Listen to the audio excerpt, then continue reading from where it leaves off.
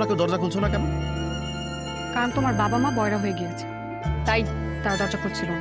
নিশা, বাজে কথা বলবা না। আমি মোটেও বাজে কথা বলছি না। তারা দুজন ঘরে থাকা অবস্থায়ও দরজা খুলতে আমাকে আসতে হলো, তাহলে কি বলবো? তার অবশ্যই কানে শুনে না বয়রা। বোমা তুমি বেশি বেশি করতেছো। আমি মোটেও বেশি বলছি না। কলিং বেল শুনেও দরজা খুলতে গেলেন না, আমাকেই ডাকলেন। এটার কারণ কি? বৌমা, তুমি তো জানো আমার হার্টের ব্যথা, ক্যালসিয়ামের সমস্যা আছে। চাইলেই হুট করে আমি বসা থেকে দাঁড়াতে পারি না, তাই তোমাকে ডাকছিলাম। আর তুমি তো শুনলে তোমার শ্বশুর ওয়াশরুমে ছিল। এতদিন তো রহিমা ছিল, ওই দরজা খুলে দিত। ছুটিতে গ্রামের বাড়িতে যাওয়ায় এখন তুমি ছাড়া তো আর বাসায় কেউ নেই যে দৌড়ে গিয়ে দরজা খুলতে পারবে।